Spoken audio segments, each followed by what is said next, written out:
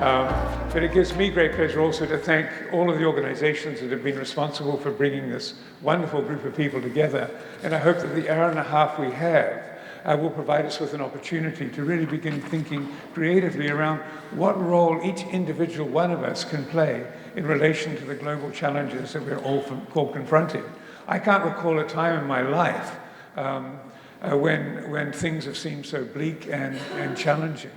Nor can I remember a time in my life when everybody feels kind of paralyzed by the magnitude of the challenges that we're facing.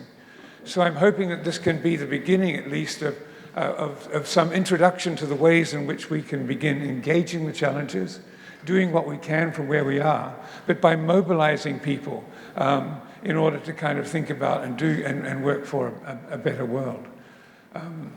So do you want to make any opening comments as well, then? Well, thank you, Ingrid. Thank you, everyone, for coming. I'm sorry we feel a little bit low here, so hope everyone's got some line of sight. I've known Kevin probably for around half a century. He was a colleague of my husband's in the sociology department at Canterbury University in the 1970s.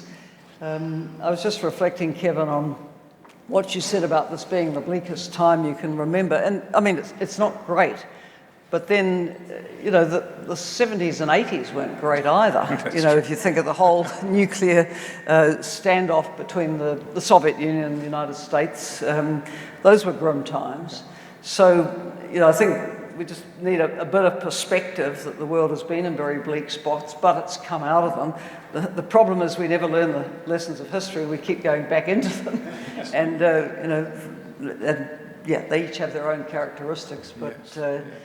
Yeah, it's challenging, but we should talk about the ways forward. Yeah. I was also told by an old friend of mine, Stella Cornelius, that you should never start with the negative, you should always start with the positive. And so it's very hard at this moment to sort of start with the positive, but you know, we know that the world's confronted with multiple violent conflicts, in Ukraine, Sudan, and the Middle East being the most bloody and graphic. There are escalating geopolitical tensions, rising inequality, stalled progress on the social development goals, and a climate emergency. So the first kind of question I really want to put on the table, Helen, is, you know, what gives you hope in relation to all of these diverse challenges? And can you identify individuals and groups who are really beginning to tackle them in a productive and positive way? Because you know, it seems to me that we can easily surround ourselves with gloom, but we need to start focusing on some of the hopeful signs as well.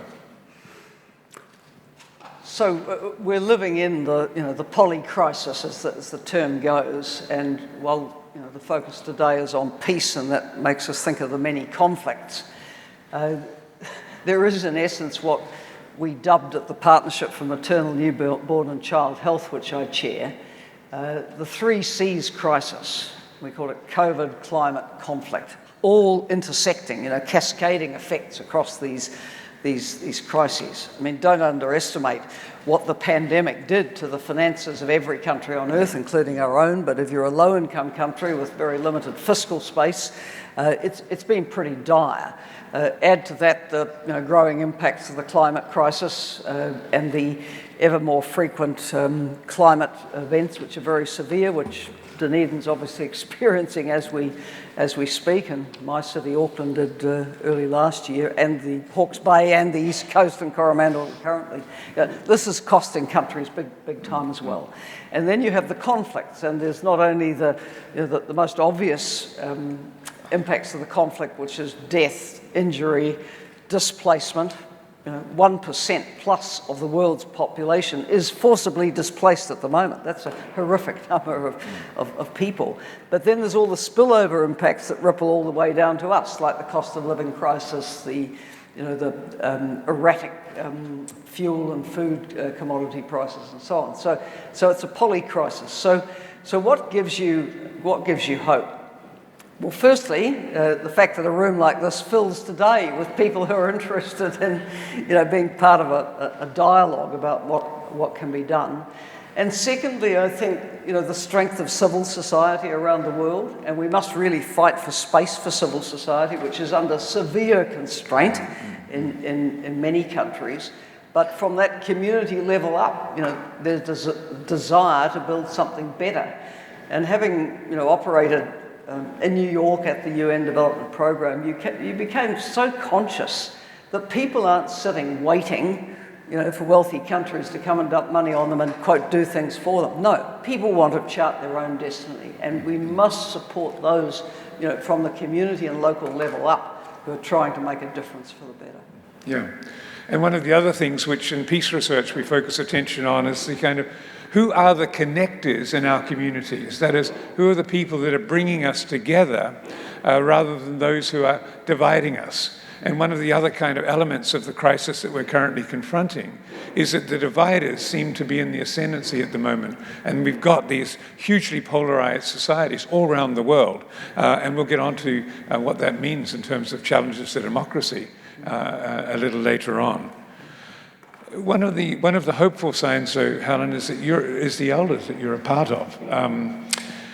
You're a member of the elders. Can you give us a little bit of insight into how they work and how for peace, justice, human rights, and a sustainable planet, and how effective do you think they are in relation to providing some alternative perspectives on the problems that are confronting us?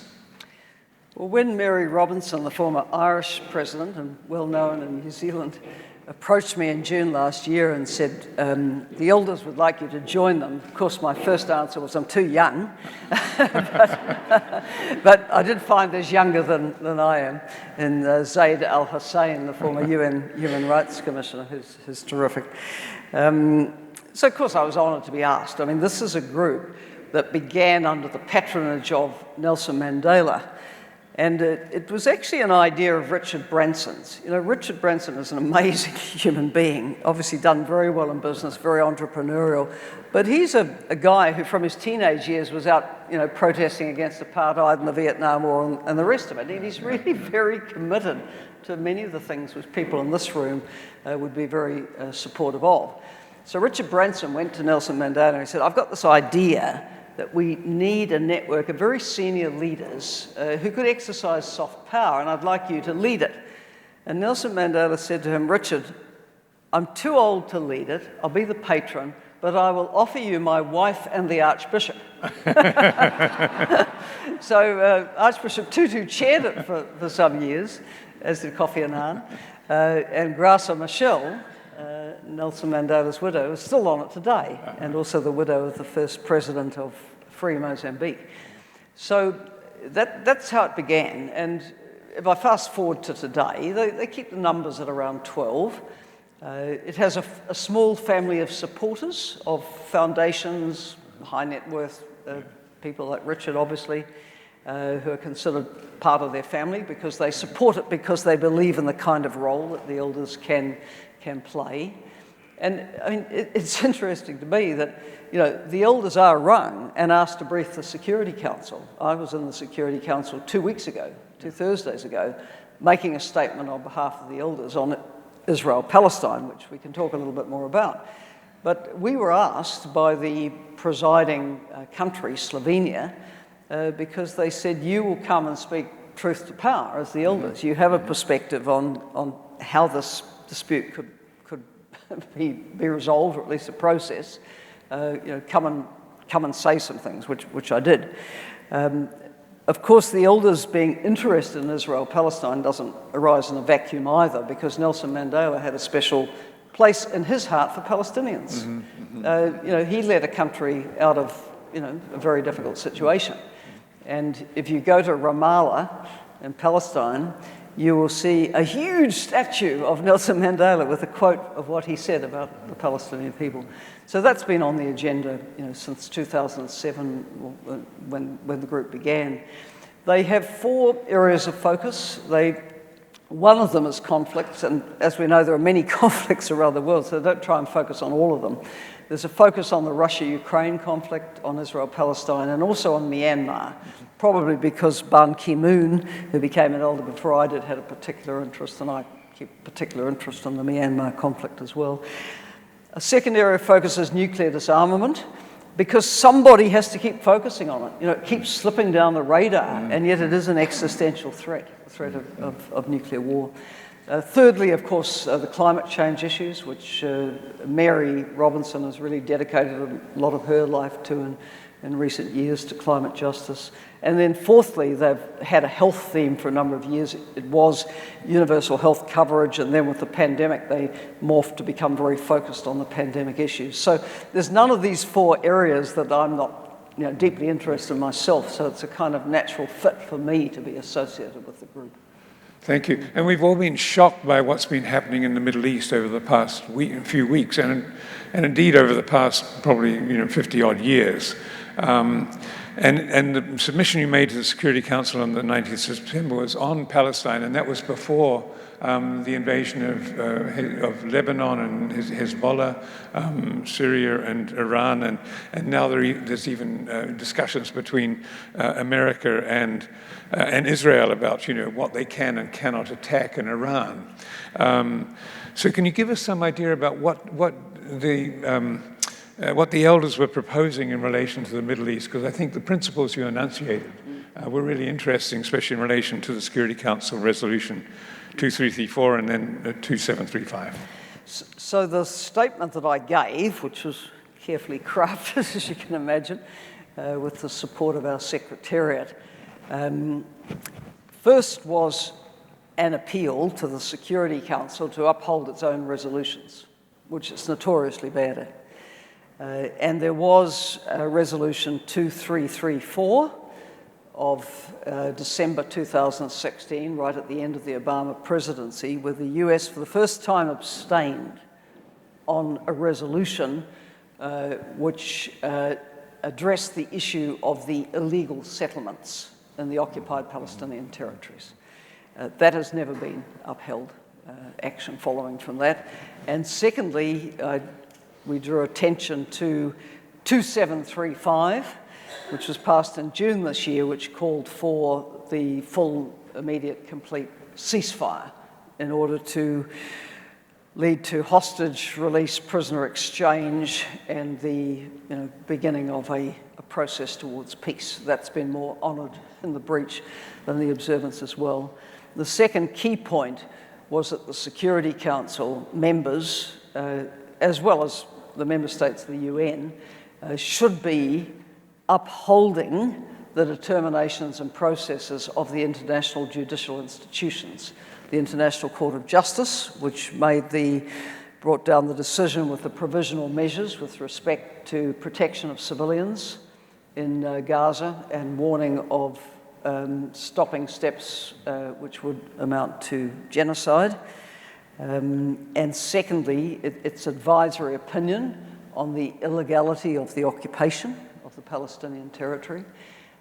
And then the International Court of Justice, where the prosecutor has asked for support from the International Criminal Court to prosecute named individuals from Hamas and Israel with respect to war crimes.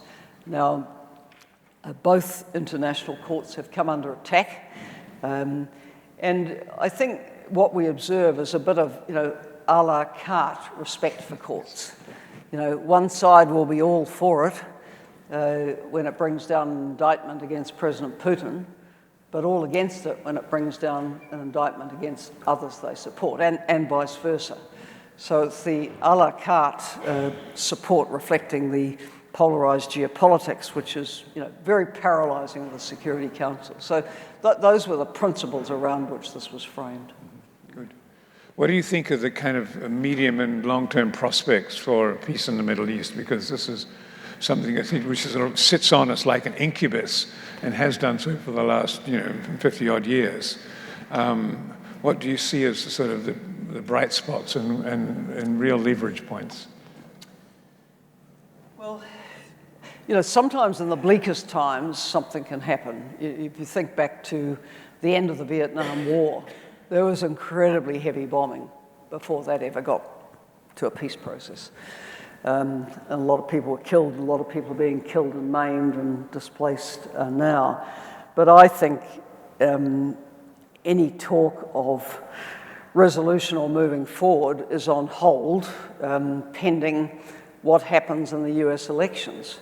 Because let's face it, the UN has been kept well away from the Israel-Palestine issues for a long time. The US has pretty much kept that to itself and its discussions with Israel and its discussions with the Arab states. And we don't know, A, who will be US president, and B, whether it will matter a lot who it is anyway. I mean, that's the sad thing. If it goes on as business as usual, then we're in for a lot more agony. But we may not be. And, on the one hand, you have President Trump, who does say it should end, but how he wants it to end is another matter. He clearly keeps close to the Saudis. The Saudis, interestingly, are playing very hard to get on the Abrahamic Accord and signing up to diplomatic relations with Israel. They did their foreign minister, Prince Faisal, did a press conference last week in New York with the Norwegian foreign minister, and he said that the Saudis are hanging out for a process for a Palestinian state.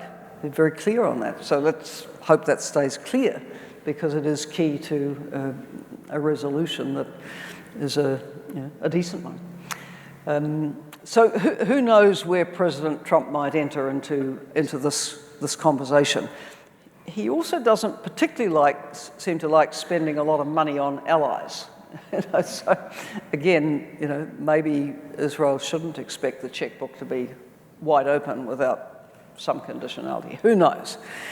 And then you have Kamala Harris, who, when I was in New York, the talk was that her team is disconcerted by the approach the administration's taking, but nothing will be said, obviously, this side of an election, because anything you say about anything is weaponized. But will she bring in a different foreign policy team that says enough? I don't know. As I say, everything might change, nothing might change. Good. In relation to the other war, which is worrying everybody in the Ukraine at the moment, I mean, New Zealand committed itself both to humanitarian assistance and military support. Do you think it would have been more prudent for New Zealand to have condemned the invasion and focused more on humanitarian assistance rather than got mired in the conflict itself? Well, just before that, I mean, sort of coming off the first part of the question, the other conflict. There are so many other conflicts who get no attention, right? I was moved to tweet in the last couple of days again about Sudan. 100,000 dead and 20% of the population displaced. Is the world talking about Sudan, or is it just doesn't matter? I mean, this is shocking. And, there are proxies behind the factions in that war. And some of them are allies of very powerful countries, but they're not called to heel either. I mean, this war wouldn't be sustained without people arming, both the Sudanese army and the paramilitary RSF. So, shocking. But coming back to Ukraine, I remember having a conversation about this with Mary Robinson also some time ago with respect to the position of Ireland. And Ireland's position was full humanitarian support for Ukraine, but no weapons. Probably would have been the smarter thing for us.